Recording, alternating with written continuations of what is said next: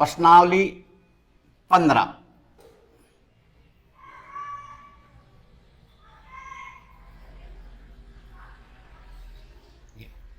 सबसे पहले आता है इसका सूत्र। इसके सूत्र आपको याद करने हैं। पहला आता है वृत्त की परिधि।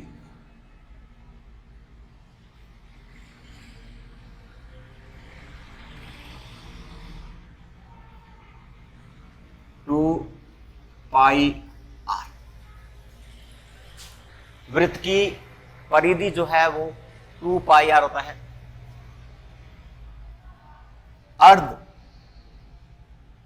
वृत्त की परिधि, अर्धवृत्त की परिधि 1/2 गुणा 2 पाई आर या पाई आर।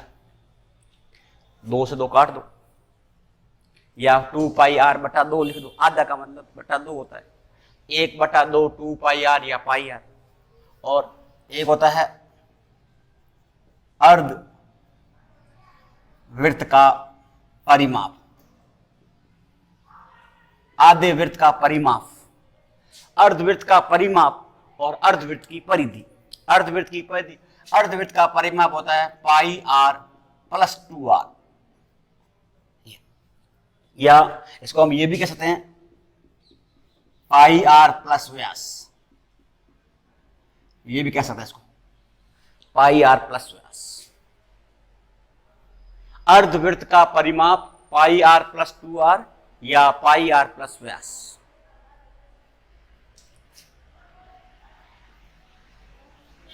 वृत्त का क्षेत्रफल, वृत्त का जो क्षेत्र होता है वो होता है पाई आर स्क्वायर। वृत्त का जो क्षेत्रफल होता है वो पाई आर स्क्वायर। और अर्ध वृत्त का क्षेत्रफल, अर्धवृत्त का जो क्षेत्रफल होता है वो होता है 1/2 पाई आर स्क्वायर होता है। 1/2 पाई आर स्क्वायर।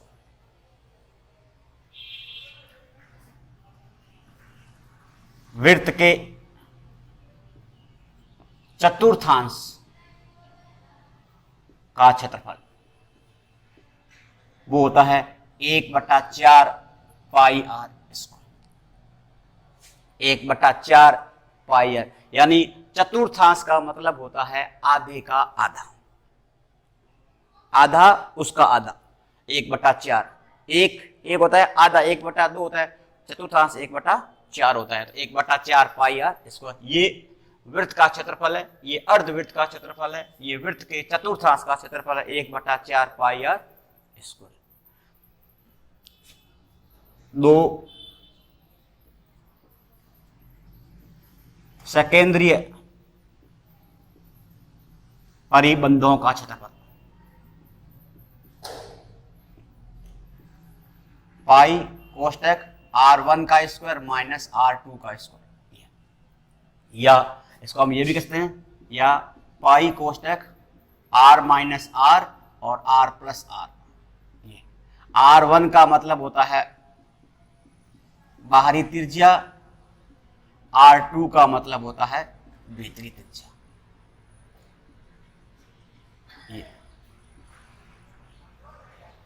पाई कोष्टक R1 का स्क्वायर माइनस R2 का स्क्वायर या पाई कोष्टक R माइनस R और R प्लस R। इसको वल्य रिंग भी कहते हैं। वल्य रिंग होता है। जैसे देखो यहां पर ये R2 हो गया, इसके बाहर ये मार्क बना हुआ होता है यहां पर इसको ये R1 होता है। इसको ये जो भाग होता है इसको सेकेंडरी परिबंधों का क्षेत्रफल।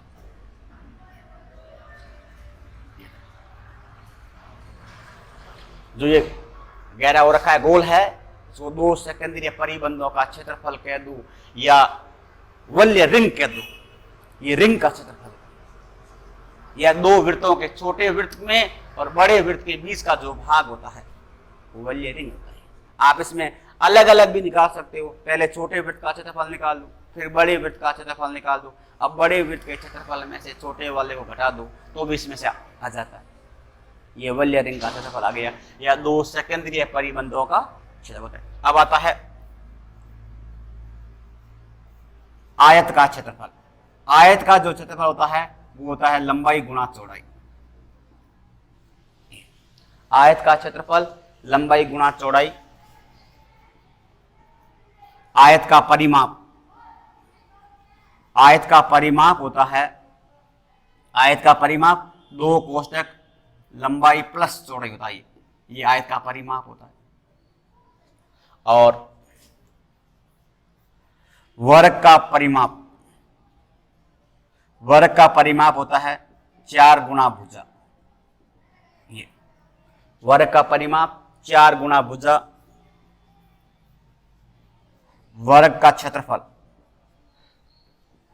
भुजा का स्क्वायर या भुजा गुणा भुजा, भुजा स्क्वायर या भुजा गुणा भुजा, ये वर्ग का हो गया, ये आयत का हो गया। आयत में ये आयत बताइए,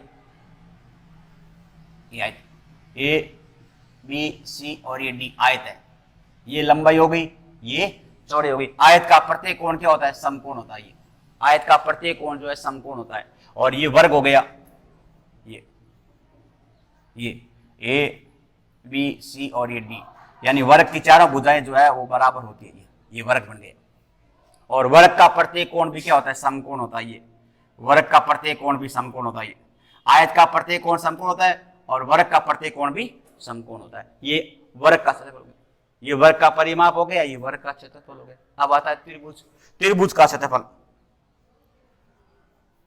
त्रिभुज का क्षेत्रफल,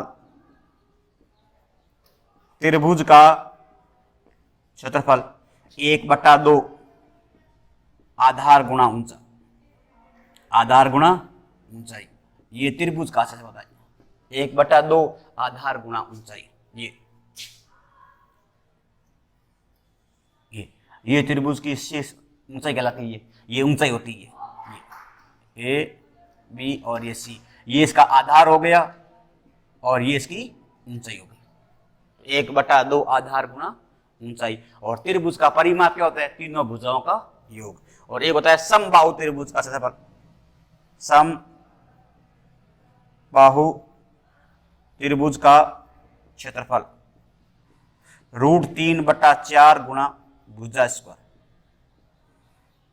ये √3/4 गुणा भुजा स्क्वायर होता है। ये समबाहु त्रिभुज। और समबाहु त्रिभुज का प्रत्येक कोण जो है वो 60-60 डिग्री का होता है। ये समबाहु, ये भी 60 का है, ये भी 60 का है और ये भी 60 का है। ये समबाहु त्रिभुज का प्रत्येक कोण जो है 60-60 डिग्री के होते हैं। और समबाहु त्रिभुज में तीनों भुजा जो है लंबाई में बराबर होती है। समबाहु त्रिभुज में ये तीनों भुजाएं जो है आपस में बराबर होती है। ये समबाहु त्रिभुज का क्षेत्रफल हो गया। वर्ग के विकर्ण की लंबाई, वर्ग के विकर्ण की लंबाई √2 गुणा भुजा होता है। ये वर्ग के विकर्ण की जो लंबाई होती है वो √2 गुणा भुजा होता है। ये वर्ग के विकर्ण की लंबाई है, सबसे लंबी भुजा जो होती है, छड़ की लंबाई वर्ग के, जैसे घन की सबसे लंबी भुजा √3 गुणा भुजा होता है, इसी प्रकार वर्ग के विकर्ण की लंबाई जो होती है √3 गुणा भुजा होता है। तो ये त्रिभुज का क्षेत्रफल 1/2 आधार गुणा ऊंचाई, समबाहु त्रिभुज का क्षेत्रफल √3/4 गुणा भुजा स्क्वायर, वर्ग के विकर्ण की लंबाई √2 गुणा भुजा होता है। ये वर्ग के विकर्ण की लंबाई आ गई। अब आता है आपके सामने त्रिज्यीय खंड। दो त्रिज्याओं के बीच गिरे हुए भाग को त्रिज्यीय खंड कहते हैं। और बीच का कोण होता है, जैसे देखो यहां पर ये त्रिज्यीय खंड, त्रिज्यीय खंड, ये जैसे ये वृत्त ये वृत्त, एक वृत्त की त्रिज्या ये होती है और ये होती है।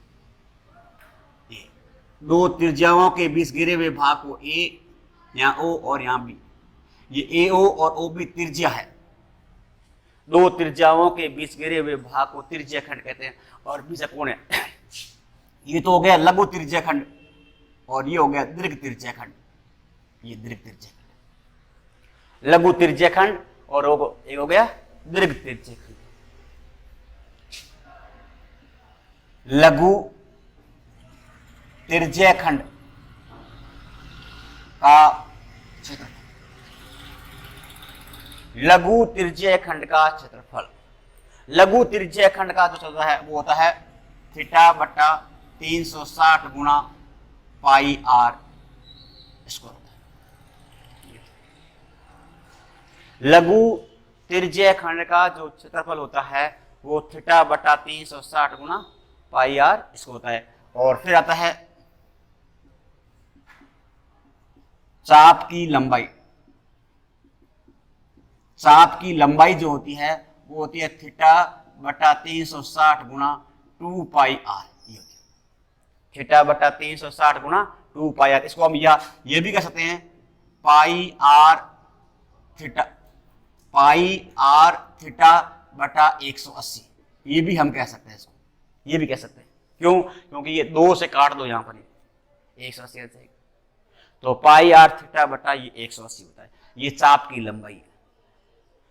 तो लघु त्रिज्यीय खंड का क्षेत्रफल थीटा बटा 360 गुणा पाई आर स्क्वायर और चाप की लंबाई थीटा बटा 360 गुणा 2 पाई आर या पाई आर थीटा बटा 180। दीर्घ त्रिज्यीय खंड का क्षेत्रफल। दीर्घ त्रिज्यीय खंड का क्षेत्रफल यानी बड़े त्रिज्यीय खंड का क्षेत्रफल इसका होता है 360 माइनस थीटा बटा 360 गुणा पाई आर स्क्वायर। 360 माइनस थीटा बटा 360 गुणा पाई आर स्क्वायर। इसको हम ये भी कह सकते हैं वृत्त का क्षेत्रफल माइनस लघु त्रिज्यीय खंड का क्षेत्रफल।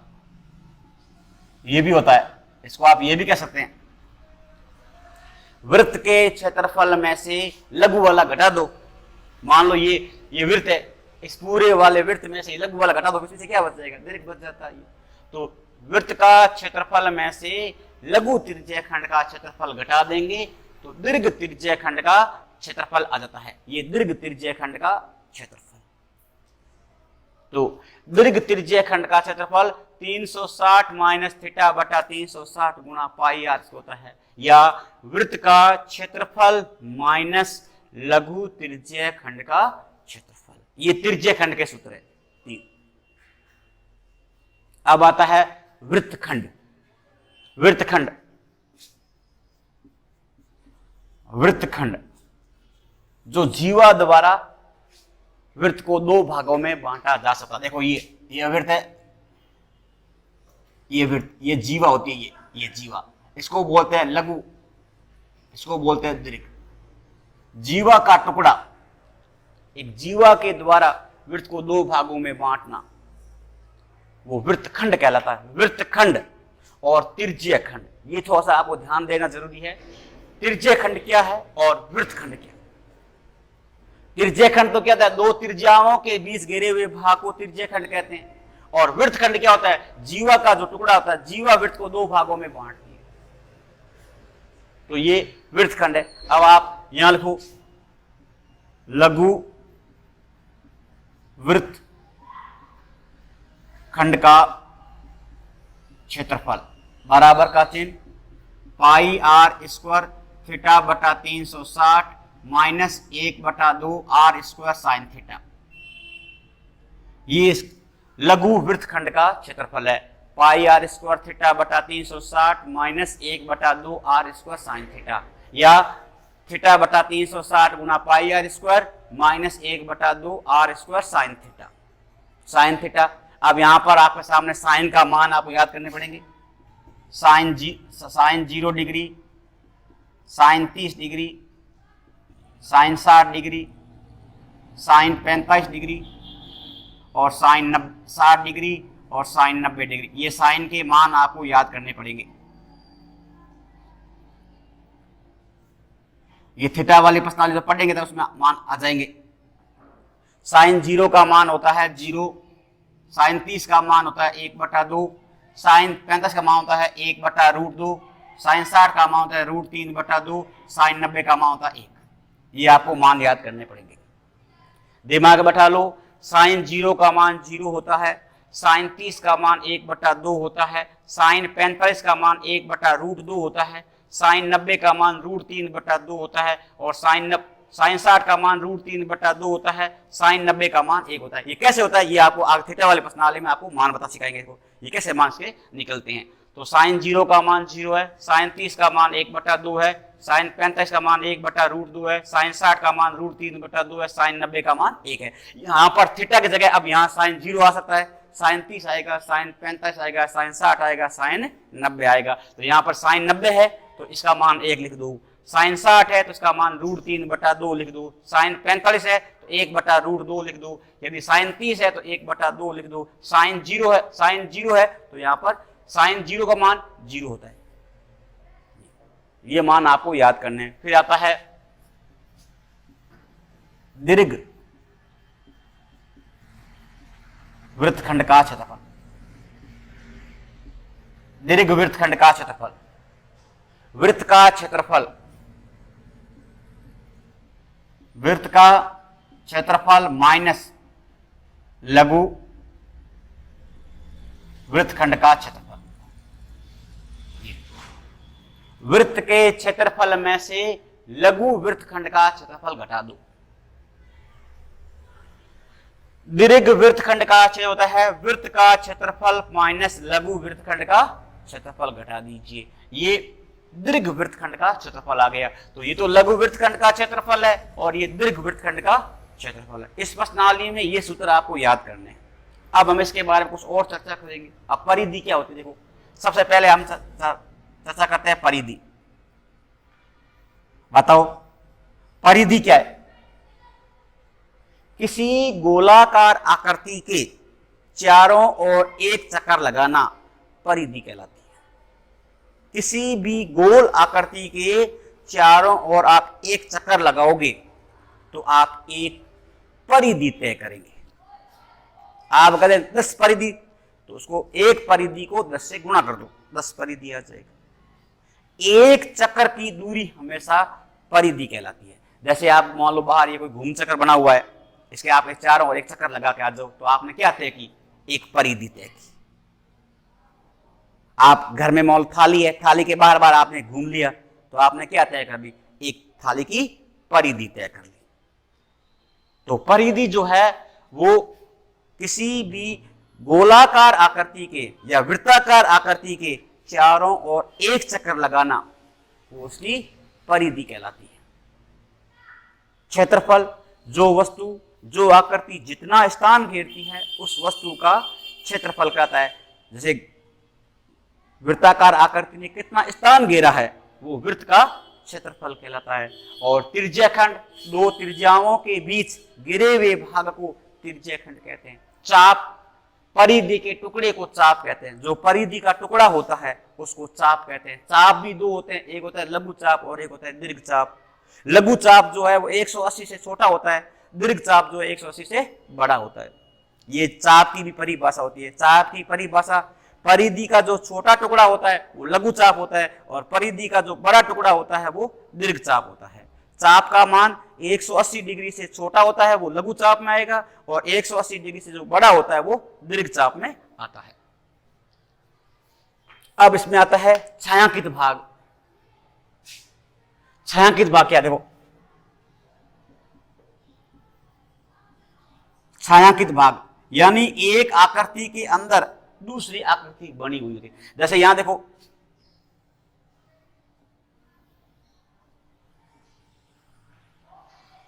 ये एक आयत है, ए बी और सी और यहां पर डी। इसके अंदर ये बना हुआ है, तो ये छायांकित भाग। इसका मतलब देखो आयत के अंदर दो अर्धवृत्त बने हुए, तो इस छायांकित भाग का क्षेत्रफल क्या होगा? आयत के क्षेत्रफल में से दो अर्धवृत्तों का क्षेत्रफल घटा दो, पीछे छायांकित भाग का क्षेत्रफल बन जाएगा। अब यहां देखिए,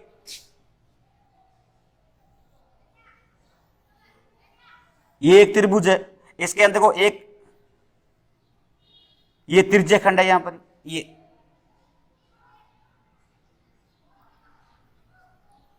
ये इसका छायांकित भाग क्या है? त्रिभुज का क्षेत्रफल माइनस 3 त्रिज्यीय खंडों का क्षेत्रफल। एक त्रिज्यीय खंड देखो, एक त्रिज्यीय खंड ये हो गया, एक त्रिज्यीय खंड ये हो गया, एक त्रिज्यीय खंड ये हो गया, ये त्रिज्यीय खंड बन गया। तो त्रिभुज का क्षेत्रफल माइनस 3 त्रिज्यीय खंडों का क्षेत्रफल बन गया। और देखिए जैसे यहां देखो ये एक वर्ग है, ये एक त्रिज्यीय खंड, ये देखो दूसरा, तीसरा और ये चौथा। इस छाया के भाग का क्षेत्रफल क्या है?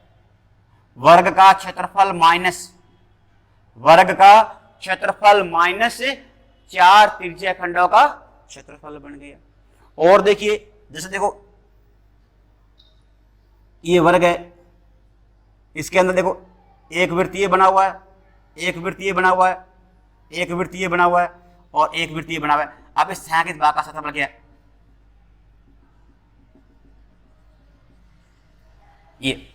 तो इसका मतलब आयत के क्षेत्रफल में से ये 4 वृत्त कम हो जाएंगे, तो ये छायांकित भाग का क्षेत्रफल बच जाएगा। इस प्रकार जो है ये छायांकित भाग का क्षेत्रफल भी इसमें आएंगे आगे। आप ये आप देखो जैसे यहां देखिए ये वृत्त बना हुआ है, इस वृत्त के अंदर ये त्रिभुज बना हुआ है यहां पर ही। इस छायांकित भाग का क्षेत्रफल क्या है? ये वृत्त के क्षेत्रफल में से क्या करेंगे? त्रिभुज का क्षेत्रफल क्या करेंगे? घटा देंगे, तो पीछे क्या आ जाएगा? छायांकित भाग का क्षेत्रफल आ जाता है।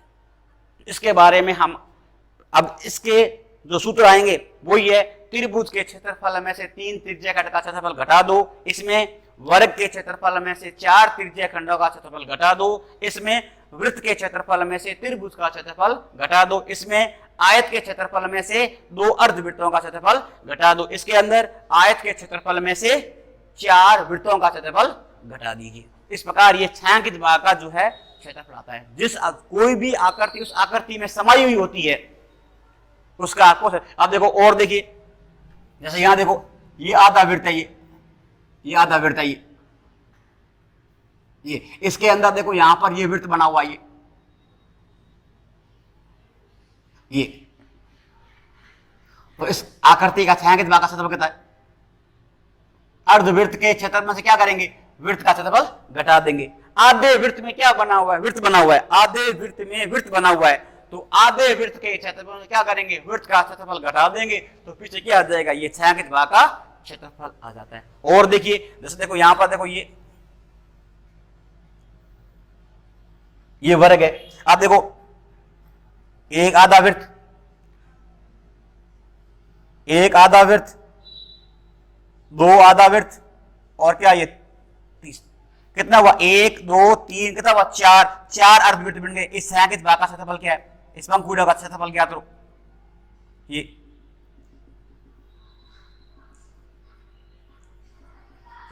तो ये सब जो है इस प्रश्नावली में सवाल आएंगे। ये सारे इस प्रश्नावली इतना इस टॉपिक है। इसके अंदर सबसे पहले परिधि आएगी, उसके बाद में क्षेत्रफल आएगा, उसके बाद में त्रिज्यीय खंड आएंगे, उसके बाद में वृत्त खंड आएंगे।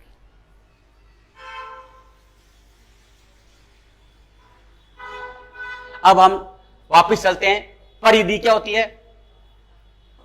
गोलाकार आकृति के चारों ओर एक चक्कर लगाना, या वृत्ताकार आकृति, जैसे साइकिल का पहिया है, एक चक्कर लगाएंगे, क्या तय करेंगे? परिधि तय करेगा।